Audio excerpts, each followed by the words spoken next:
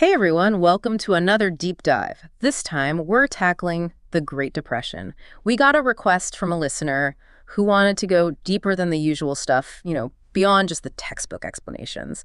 And lucky for us, we've got this awesome Wikipedia article to dig into. Perfect. It's a fascinating topic, really. I know, right? I mean, there are so many questions. Like, did the stock market crash actually cause the depression, or was that just like the beginning? Yeah, like a big one. And then how did all these other countries that weren't even hit by bank failures get pulled into it? It's amazing how quickly things spread globally. And it's really interesting to see how different countries reacted, and how those choices affected their recovery. Some bounced back way faster than others. Totally. And speaking of recovery, did World War II actually end the Depression, or was it just kind of masking the problem? Oh, that's a great point. The relationship between the war and the Depression is super complex. There are definitely arguments on both sides. It's going to be fun to dive into all of that. But first, before we get to the crash and all the chaos, can we rewind a bit? Back to the Roaring '20s. Like, everyone talks about the good times, but was it really all it's cracked up to be? Well, the 20s were definitely a period of huge economic growth and massive social change, especially in the U.S. But, there was also a ton of speculation going on, and the gap between the rich and everyone else was getting wider. It's like the seeds of the Depression were already being planted, even during this time of, supposed prosperity. So it wasn't all parties and flapper dresses then? There were cracks in the foundation? Oh, absolutely. There were definitely some underlying issues. But then, boom, the stock market crashes in 1929. Black Thursday, Black Monday, Black Tuesday. It just kept getting worse. Can you imagine the panic? No way. I mean, to see your life savings disappear like that practically overnight? And it wasn't just the money. It was this complete loss of confidence in the system. People didn't know what to believe anymore. Makes sense. And then unemployment just explodes. By 1933, something like 25% of Americans were out of work. It's crazy. It just shows how fast things can unravel. Yeah. And it wasn't just Wall Street. Farmers were losing their land. Banks were closing left and right. It was impacting everyone. It was like a domino effect. Exactly. But it's hard to wrap my head around how other countries, some with pretty stable banking systems, got dragged into this mess too. I mean, how did that happen? Well, it all comes down to global trade. As the U.S. economy shrunk, it stopped buying as much stuff from other countries. And that, of course, had this ripple effect. Suddenly, countries that hadn't even had their own financial crises were facing serious economic problems. It was a globalized world, even back then. Okay, so like one big tangled web. But then, to make matters worse, the U.S. passes the Smoot-Hawley Tariff Act. Didn't they slap huge tariffs on imports thinking it would protect American jobs? Yeah, they did. But you know what? Economists pretty much agree that it totally backfired. Instead of helping, it just triggered this wave of retaliatory tariffs from other countries. Basically, it created a trade war that made the Depression worse for everyone. Wow, it's not the best move, huh? Not at all. It's like trying to put out a fire with gasoline. Yeah. Just made things way worse. So we've got the stock market crash, global trade collapsing, and then this tariff fiasco. It makes you wonder, were there any other policies back then that kind of made things worse instead of better? Well, the gold standard is a prime example. Back then, a lot of countries tied their currency to a set amount of gold, right? Right. They thought it would provide stability. But in reality, it really limited their options for responding to the crisis. Wait, so how did tying their currency to gold actually make things worse? Because it meant they couldn't just print more money to try to stimulate their economies even when things were really bad. They were stuck in this deflationary spiral, forced to raise interest rates and cut spending, which of course only made the downturn worse. Imagine being trapped in a sinking ship and not being allowed to throw anything overboard to, lighten the load. Yikes, that's a pretty vivid image. It's like they were stuck in a golden cage, right? Unable to make the moves they needed to. Exactly. And the crazy thing is, the timing of when countries decided to ditch the gold standard was a pretty good predictor of how quickly they recovered. The ones who abandoned it earlier tended to do better. Makes you wonder why some countries clung to it for so long. But okay, so we've got this global crisis, countries stuck in the gold standard. What did countries like the U.S. actually do to try to climb out of this economic mess? Well, in the U.S., President Roosevelt launched the New Deal. It was this whole package of programs designed to kickstart the economy, help people who were unemployed, and reform the financial system. It was a big gamble on, government intervention, a completely different approach from the hands-off style that had been popular before. So the government was like, all right, time for us to step in and do something. Exactly. And the New Deal was very much influenced by the thinking of John Maynard Keynes, who was this British economist. He was all about the government stepping in during bad times to boost demand. So, that meant things like spending more on public works projects, helping out struggling businesses, and expanding social safety nets. It's like if nobody else is going to spend money, the government has to do it, right? Yeah, kind of. Keynesian ideas became super popular after World War II and really shaped economic policy in a lot of countries for decades. Okay, so the New Deal was this big experiment in government action. But I've also heard that some economists think it actually made things worse, or at least dragged the Depression out longer. What's their side of the story? Yeah, that's definitely another perspective out there. Some economists say that all those interventions, especially the new regulations and labor policies, actually ended up hurting the recovery. Their argument is that it made things more expensive for businesses, discouraged investment, and actually slowed down job creation. Wow, so two totally opposite views on the New Deal. One side says it was a lifesaver, the other says it did more harm than good. It's a pretty big debate. But I'm curious, was it just about the policies themselves? Could psychology have played a role too? Like maybe how people felt about the New Deal? You're totally onto something there. There's actually a newer theory that suggests Roosevelt's communication style, his leadership, might have been just as important as the actual policies. Think about his fireside chats, all those optimistic speeches. They might have helped to shift the mood of the country from despair to hope. And that renewed sense of confidence, even if it was partly psychological, could have encouraged people to start spending and investing again. So even if we can't say for sure whether the New Deal directly caused the recovery, it seems like it had a huge impact, maybe in ways we're only beginning to understand now. It makes you realize that there's more to economics than just numbers and policies. There's a human element too, right? Absolutely. And that's what makes this whole thing so fascinating to explore. There really is a human element. It's like peeling back the layers of an onion. There's always more to discover. So we talked about some big picture causes of the Depression, things like the gold standard and trade wars. But I'm curious about some of the other underlying factors. What else was going on beneath the surface? Yeah, what else was brewing? I noticed that our Wikipedia article mentions this thing called a debt deflation spiral. It sounds a bit scary, to be honest. What exactly does that mean? Sure, I can explain that. Imagine a world where prices are falling, and so are incomes, but people's debts stay the same. Suddenly, those debts are way harder to pay back, right? Oh, yeah. That makes sense. So people and businesses start selling off their assets to try to make those debt payments, which then drives prices down even further. And that creates this nasty cycle, this downward spiral of deflation and debt. It's called a debt deflation spiral. Okay, so it's like you're trying to climb out of a hole, but the hole keeps getting deeper and deeper. That's rough. Yeah, that's a good way to think about it. And this theory, it was posed by an economist named Irving Fisher, really highlights how a financial crisis can impact the whole economy, dragging things down for a long time. So debt deflation was this kind of hidden force making everything worse. The article also mentioned something called the expectations hypothesis, which sounds like it's straight out of a psychology textbook. How did people's expectations actually affect the economy? Well, the basic idea is that the Depression lasted so long, partly because people became so pessimistic. They were so worried about the future that they held on to their cash and didn't want to invest. And that, of course, just made the economic situation even worse. It's like a self-fulfilling prophecy. If everyone thinks the economy is doomed, their actions can actually make it happen. That's wild. So the Depression was this crazy mix of economics and human psychology. It makes me wonder, how did all of this play out on a global scale?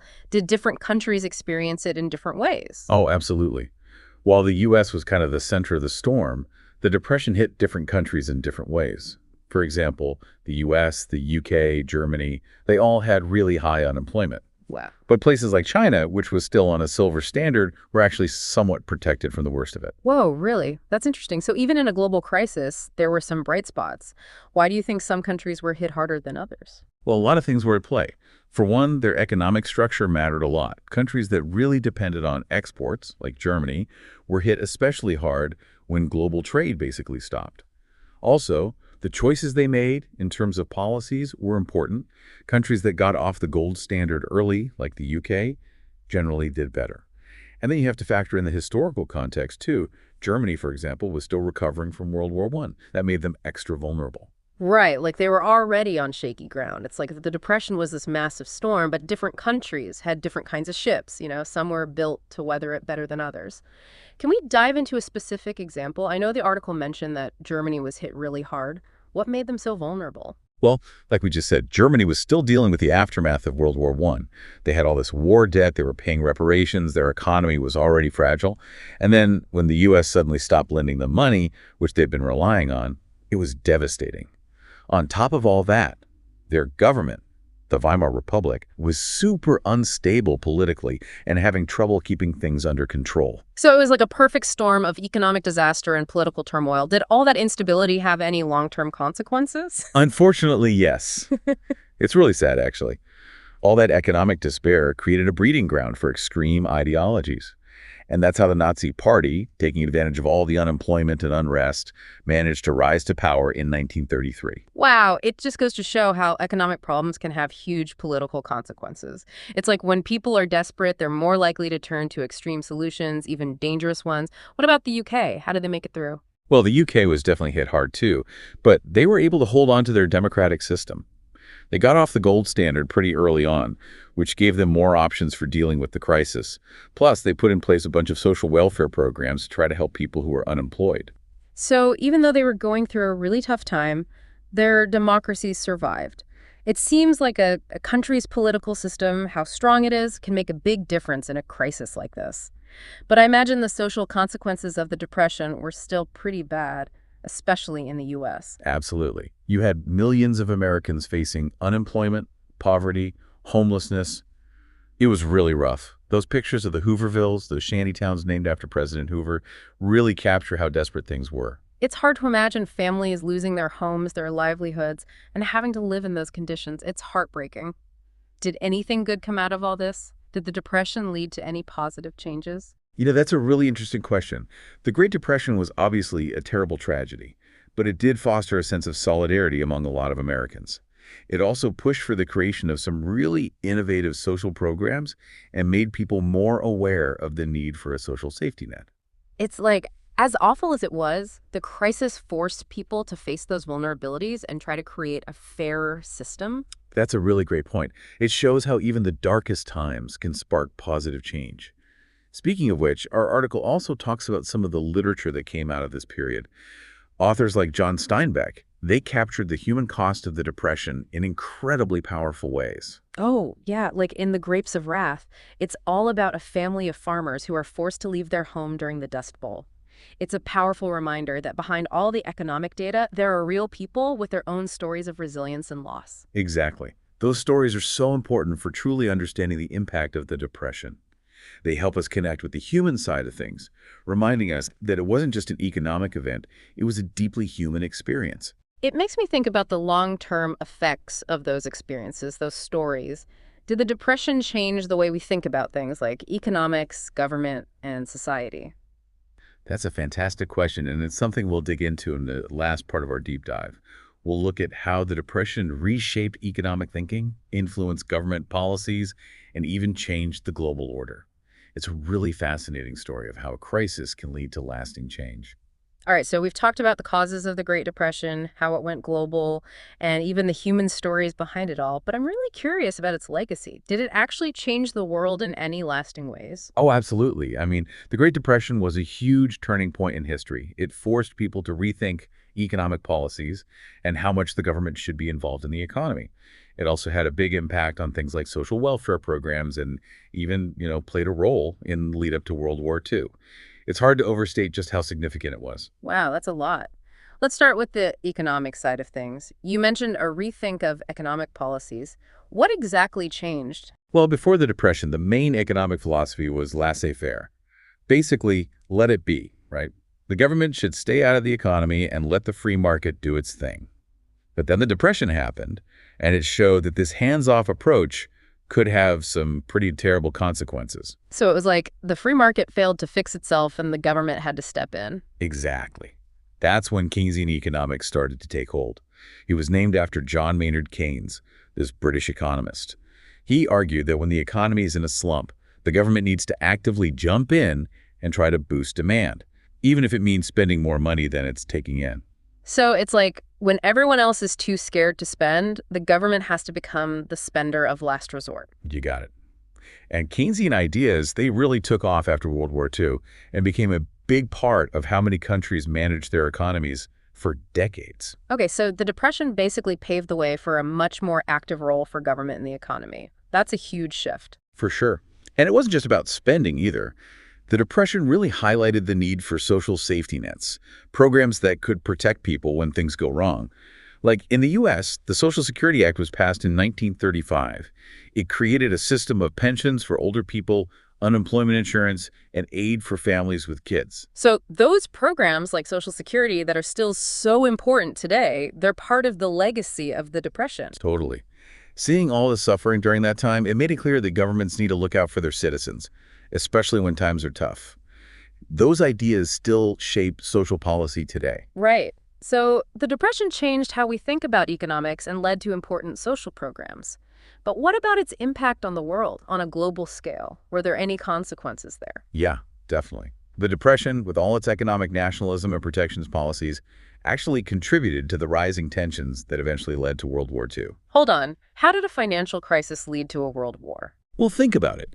When global trade collapsed and countries started putting up barriers to protect their own economies, it created a lot of mistrust and bad feelings between nations. Everyone was focused on looking out for themselves, at the expense of others. That led to more competition, more resentment, and, along with other factors, it set the stage for the rise of aggressive nationalism and militarism. It's like a domino effect. Economic problems lead to political instability, and then that spills over into international conflict. It's a little scary to think about. Yeah, it definitely is. It highlights how interconnected the world is and how important cooperation is, especially when times are tough. The Great Depression is a powerful reminder of what can happen when countries turn on each other instead of working together. So as we wrap up this deep dive into the Great Depression, what are the big lessons we can take away? What should we learn from this historical event? One crucial thing is that we need to understand that economic models aren't perfect, and we have to be flexible. Clinging to rigid ideas like the gold standard can actually make things worse. Like trying to sail through a storm with a broken compass, right? You have to adapt. Exactly. Another lesson is the power of expectations. Remember how we talked about how pessimism can become a self-fulfilling prophecy? Well, on the flip side, having hope and confidence can actually help the economy recover. So it's not just about the numbers, it's also about how people feel about the future. Right. Managing expectations and promoting optimism, that can be just as important as any economic policy. And one more thing, the Great Depression really emphasized the importance of things like social solidarity and strong social safety nets. It's about supporting each other, especially during hard times. Absolutely. Those social programs that were put in place during that time, they weren't perfect, but they helped a lot of people and laid the groundwork for a fairer society. Wow, we covered so much in this deep dive. From the roaring 20s to the global impact of the Depression and its lasting legacy. It's been a really eye-opening journey. Totally. Yeah. And it reminds us that history is more than just facts and dates, right? It's about human experiences, economic forces, political choices, and even psychology. And those lessons from the past, they can really help us navigate the challenges of today and tomorrow. Thanks for joining us for this deep dive into the Great Depression. It's been amazing. My pleasure. And remember, the best way to avoid making the same mistakes is to understand them. So keep learning, keep asking questions, and keep diving deep.